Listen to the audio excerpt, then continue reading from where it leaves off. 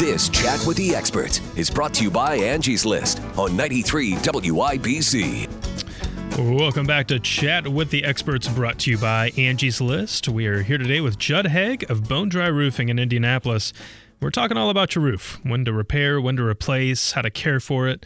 And it's been a really good talk so far. And we've got so much more to come later in the show. In just a few minutes, we're going to take your listener questions here on the air and get you some answers to your roofing issues that you're dealing with. First, though, we want to give you some insight into roofing cost as we share three things. And one of the most common questions that we answer each week on the show relates to the cost of the service in question.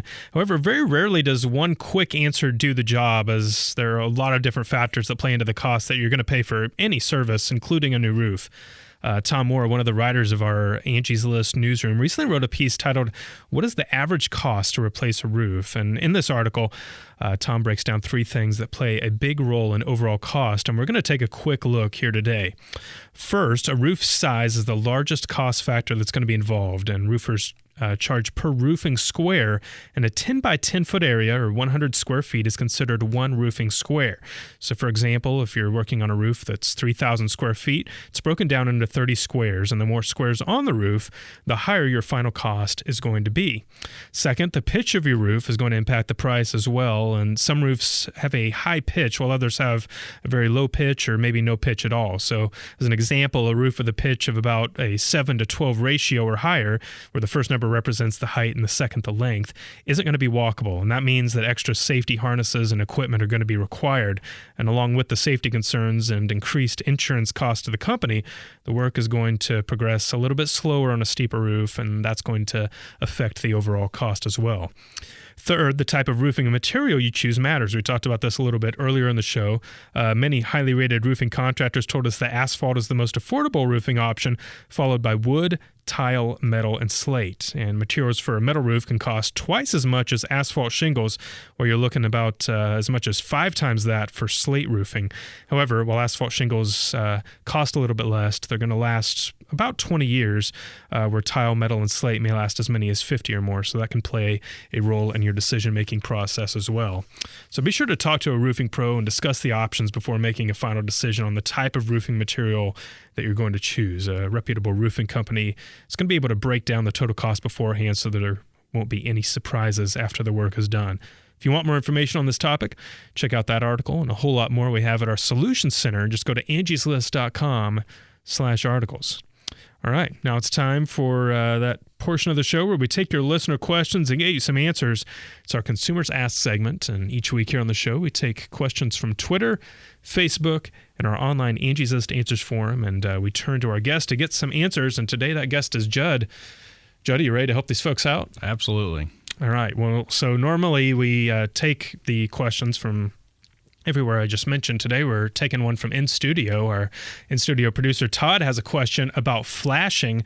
This is something we haven't talked about in thinking about the roof inspection. Tell us a little bit about what concerns should be taken in regard to your flashing, because I know potentially they can cause problems as far as allowing leaks and other things. Yeah, so flashings are essentially quick and dirty version. It's where the roof meets another penetration. So if you've got where your roof runs up against a wall or up against a chimney, that's the flashing. So we absolutely recommend replacing it when you replace the roof. Yeah. Just to make sure that there's no leaks in there and that the flashing lasts as long as it should. Typically, you're going to have metal flashings, and so the metal itself is going to last. But when you put that metal on, something's got to hold it. So you got a nail hole. And then if you've got an exposed nail, you have to caulk it. And again, that's part of that 5-year warranty inspection that we kind of talked about, was just inspecting all those flashings, make sure that caulking's aging like it should and not aging prematurely. And if it is aging prematurely, go ahead and get a second coat on it to make sure that it lasts. Yeah, and that 5-year inspection you mentioned is really important, just so you can kind of assess where your roof is at and make any repairs that need to be made. Jessica wants to know, what does it mean if I notice buckling shingles on my roof? Well, there's a couple different causes to buckling shingles.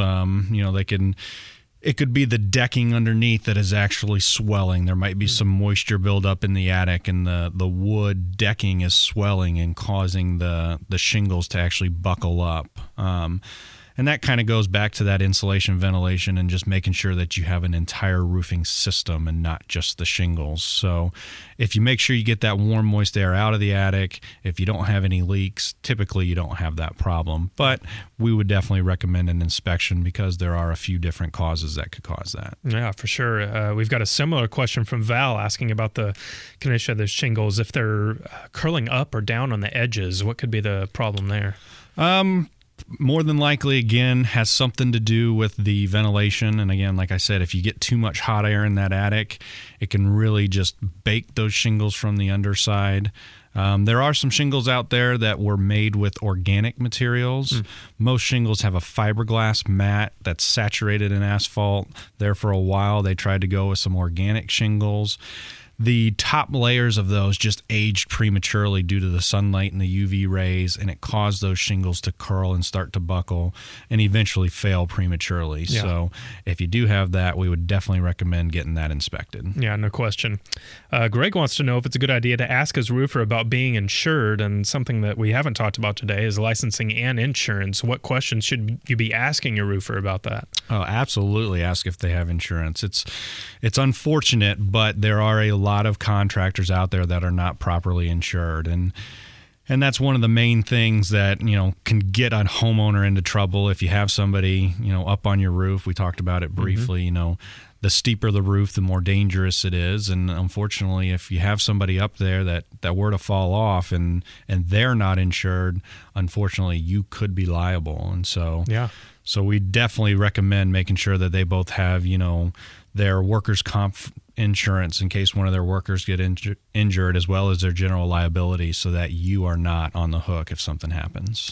Yeah, we talk all the time on the show about doing your homework beforehand, making sure you've asked the right questions, you've looked at reviews, and you know that you're hiring a reputable contractor. And roofing is one of those topics, just like any really, but especially stands out because of storm chasing roofers. You hear about this, of people come in after the storm, they're not necessarily licensed or insured at all. They may do a bad job and then poof, they're gone.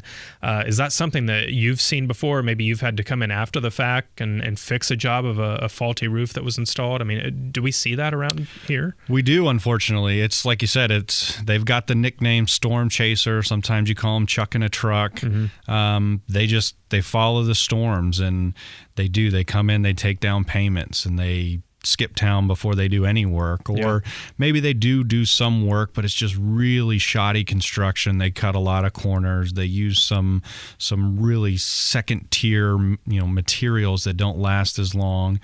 And so unfortunately, after a storm, we have seen an uptick in calls for repairs where we're going out to fix something that unfortunately a homeowner has spent a lot of money on and invested heavily in, and they can no longer find the person that did it. And so it's really unfortunate, but it absolutely happens. Yeah, it's vital to do that homework before you make a hire. Really quickly, one last question here. Wes asks about what's going to happen during the roof estimate process. Is there some questions that he should ask? Just ask for referrals and call those referrals. I mean, we love Angie's List because it's a great repository of good reviews, and ask them if they've got some projects that they've done locally that you can stop by and check out, see the quality of the work, and ask them that they are licensed, bonded, insured. Make sure that you do your homework on them. And then really other than that, it's down to a personality thing. Do you get along with the contractor? Do you trust them? Do you get the feeling that they're going to do what they say? Yeah, absolutely. That's going to do it for our Consumers Ask segment. A big thank you to all of our listeners out there who send us your questions. If you've got a question you want to ask us, follow Angie's List on Twitter, like Angie's List on Facebook, or visit our Angie's List Answers forum. That's answers.angieslist.com. You can ask your question in any of those spots, and we may pick it to appear right here on the show. That's going to do it for Judd Haag of Bone Dry Roofing. Judd, again, it's been a pleasure to have you on the show. Thanks, as always, for coming on and sharing all this great info. Thank you. Appreciate it. Don't go away. We've still got plenty more to come for you today. Right after the break, we're going to be back with our Writer's Block segment. Special guest Tom Lang is going to join us, so don't move a muscle. You're listening to Chat with the Experts, brought to you by Angie's List. Angie's List believes that hiring great local service providers should be easy. Whether you need a plumber or a pet sitter, you can find one at angieslist.com. See ratings and reviews in hundreds of categories, shop popular offers, and request scheduling assistance directly online. Memberships start at just $9.99 per year. That's less than $1 a month. Join today and get 40% off with promo code WIBC40. Visit angieslist.com to sign up.